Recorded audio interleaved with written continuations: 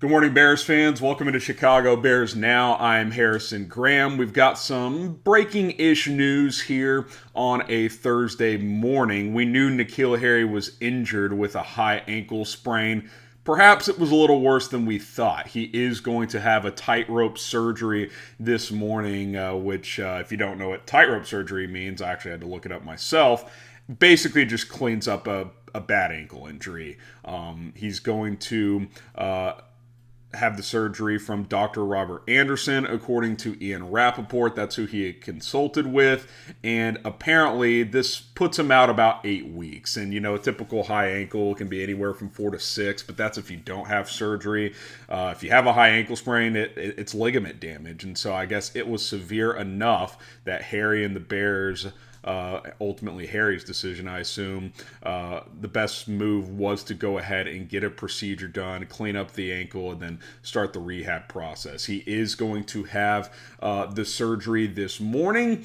So this confirms really what we've known, that Nikhil Harry is going to miss time into the regular season. We've got about 4.5 weeks or so until week 1.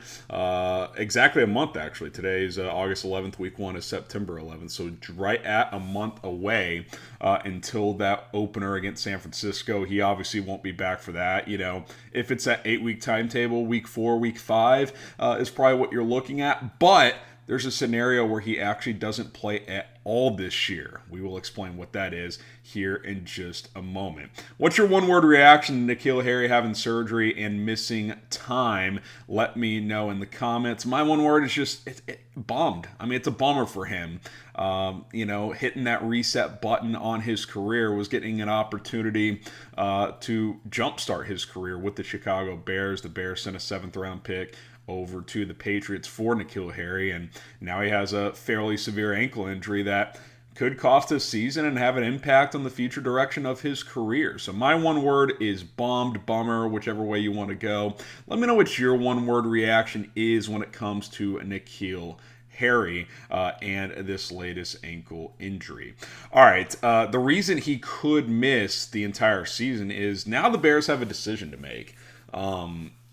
Do they put him on IR now? If they put him on IR now, it does end his season. Or do they carry him through initial roster cuts and then place him on short-term IR? Because if you place a player on IR during the preseason, they're done for the year. But if you carry him through the initial 53, then you could place him on short-term IR, and then you could activate him once he's healthy later in the season. Obviously, the risk of going that route is you may have to cut a player that you don't want to, and that player could get claimed on the waiver wire. It happens all the time in the NFL. So it's a tricky one for the Bears. They gotta figure this out. Now, I will say that there's a couple of factors here. One, I think the Bears have to put their heads together and say, okay, where were we with Nikhil Harry before the injury? Was he a lock to make our roster? Was he semi-safe but needed to show more? Or was he firmly on the roster bubble, maybe even on the outside looking in? When you looked at their initial wide receiver depth chart, he was either wide receiver 5 or 6 because they had 2 categories of wide receivers, and he was the number 3 one on one of the chunks. So that means he was behind 2 on his side and then 3 guys on the other side. So either 5 or 6. That's kind of on the roster bubble to me. Now, maybe they did that when they dropped their initial depth chart because he had suffered the injury. Maybe he was higher on the list. But I think guys that were for sure ahead of him, and there could be more, obviously Darnell Mooney, Equinemius St. Brown, the other big and physical receiver the Bears has clearly had a better camp than him. I think Byron Pringle was ahead of him, although he's hurt right now as well. Velus Jones Jr., they're obviously going to carry him over Nikhil Harry as a rookie, even if he wasn't outperforming him, which I think he probably was. So I think he was about wide receiver 5, guys, and that tells me they could just IR stash him for the year and then make a decision after the season on his future, bring him back on a 1-year deal, whatever the case may be, because he is on the final year of that rookie contract. That's what makes this tricky as well. Now, on the flip side, if you're like, okay, he was on the bubble, maybe we just IR stash him, don't worry about him this year. On the flip side, this is a Bears team right now that isn't just loaded with talent, especially at receiver. You could opt to carry him through the 53, put him on IR, and then sign someone else or hopefully bring one of those players back that you did decide to cut. Because, I do think we get this idea in our head like, oh my God, if we cut this undrafted free agent, someone else is going to poach him and we're going to be screwed. That doesn't necessarily happen that often, but it does happen, and it is a risk for the Bears. So they've got to work through all of that and decide and figure out what they want to do with this situation moving forward. It would be a lot easier of a decision if Harry was just tearing it up at camp. I think he was having a good camp, but not a stellar one that would tell you, yeah, I mean, he's in our plans this year no matter what, coming off this injury. I don't know if that's the case. So this is going to be interesting to monitor for Ryan Poles, for Matt Eberflus, as they get closer to roster cutdown day, because that's coming quickly. And they won't be able to evaluate him in the preseason games, obviously, with the opener starting on Saturday against the Kansas City Chiefs, which is why you should subscribe to the channel, because we will be live for a Bears versus Chiefs preseason watch party. We'll go live probably 10 or 15 minutes before kickoff here on the channel. We'll have a live scoreboard. I'll provide play-by-play updates. Any injuries that pop up, we'll have you covered before anyone else, because we will be live. So subscribe, turn on those notifications so you know when we go live, and join us this Saturday. We'll also continue to bring you more Bears training camp news and rumors leading up to Saturday, and obviously throughout training camp as well. So we're the channel for you, Bears Now by Chat Sports. Hit that sub button. Since we're doing this video early in the day, we'll have another video coming up this afternoon. Okay, we've talked about this a couple times now, but let's just revisit some of the receivers the Bears could go out and get, because just to reiterate from yesterday, the Bears had 5 receivers miss practice, including Nikhil Harry.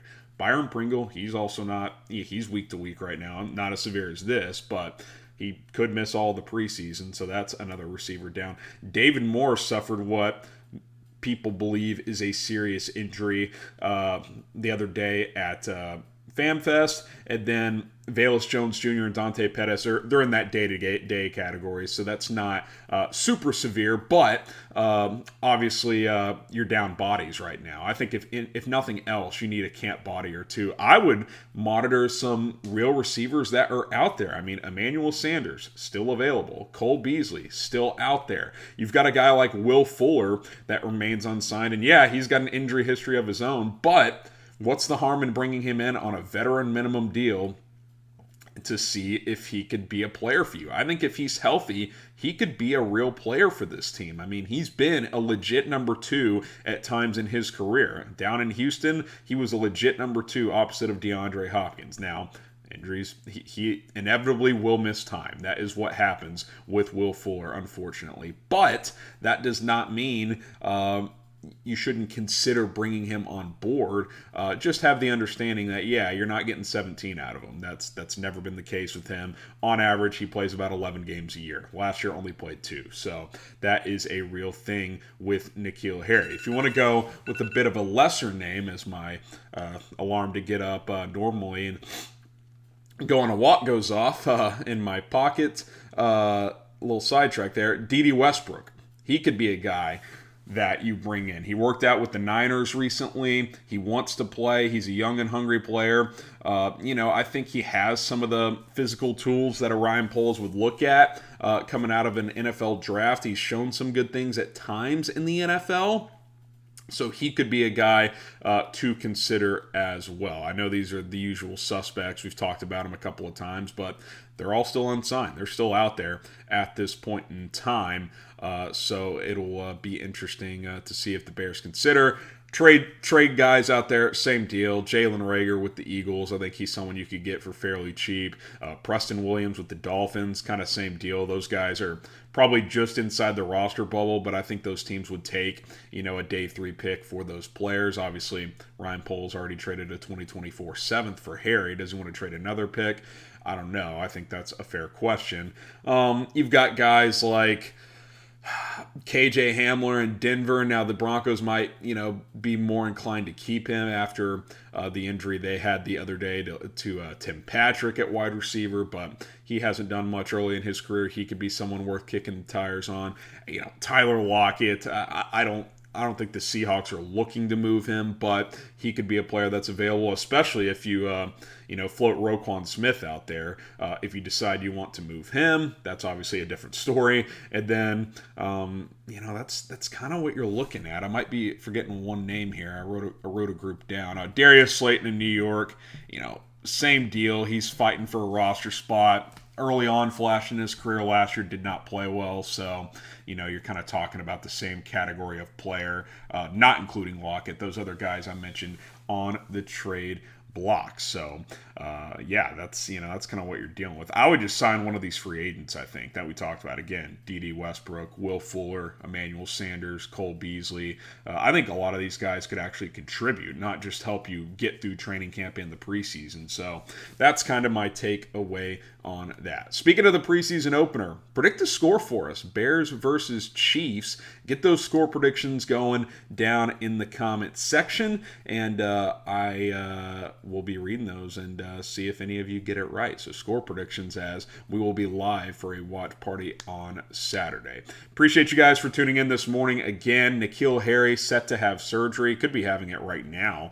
Probably is already having it. Usually those surgeries are about 6, 7 a.m. So having tightrope surgery, cleaning up that high ankle sprain. Going to be out about 8 weeks, according to Mike Garafolo and Ian Rappaport of the NFL Network. Dr. Robert Anderson is handling the procedure, and I continue to say, with the Bears down 5 receivers currently at training camp, hopefully Velus Jones and Dante Pettis can get out there today, since they are day-to-day.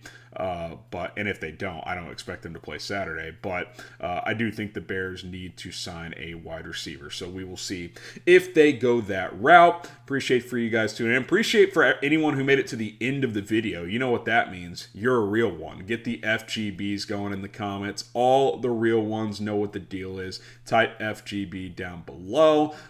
Get your FGB t-shirt, chatsports.com/FGB, and you can be repping the FGB squad. All right, I'm Harrison Graham. I'm on social media at HGrahamNFL, Twitter and Instagram. We will see you next time, probably this afternoon, with more Bears news and rumors.